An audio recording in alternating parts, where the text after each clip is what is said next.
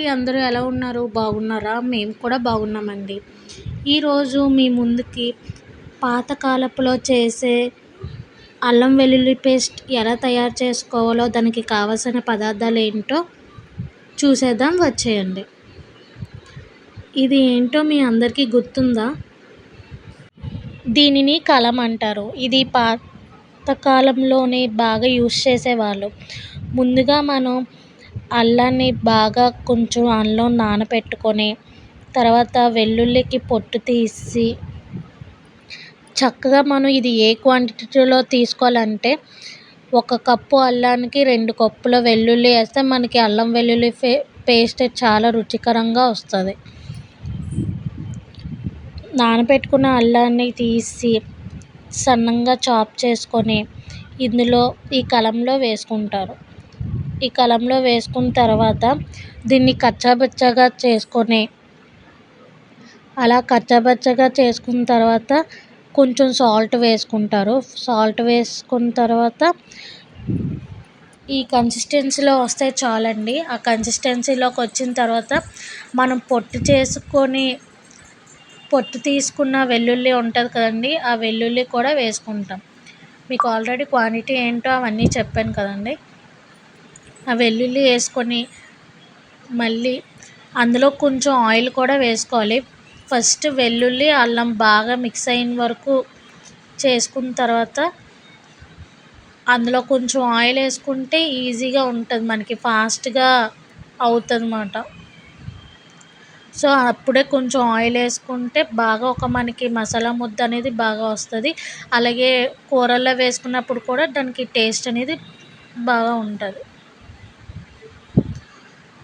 ఇది పాతకాలంలో దీన్ని బాగా యూజ్ చేసుకునేవారు. చూసారా ముద్ద ఎలా వచ్చిందో, మసాలా ముద్ద ఈ కన్సిస్టెన్సీలోకి రావాలి. కావస్తే మనం కొంచెం వాటర్ కూడా వేసుకోవచ్చు బాగా పేస్ట్గా రావాలంటే. ఇది పాతకాలంలోని మనకి ఫ్రిడ్జ్లో ఏమి ఉండేవి కాదు కదండి. అప్పుడు ఇది జాడీలో వేసుకొని కొంచెం కొంచెం అల్లం వెల్లుల్లి పేస్ట్ కింద వేసుకునేవారంట. ఎంతైనా అప్పుడు పద్ధతులు అవన్నీ చాలా బాగుండేవండి.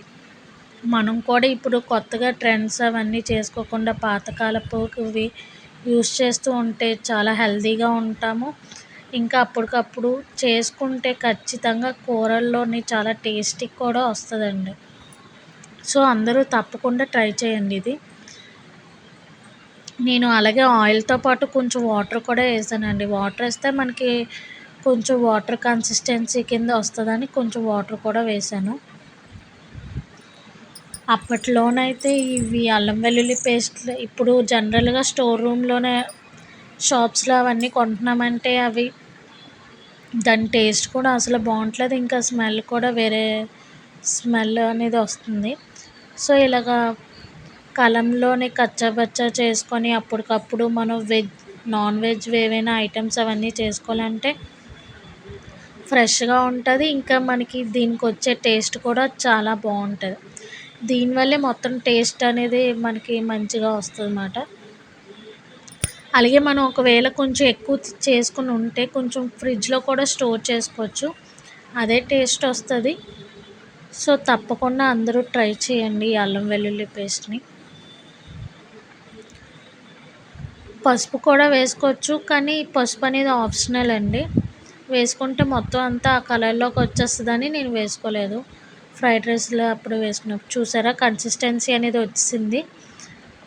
ఇంకా లాస్ట్కి ఫైనల్ లుక్ అల్లం వెల్లుల్లి పేస్ట్ అనేది ఇలా వచ్చిందండి. మీరు కూడా తప్పక ట్రై చేయండి.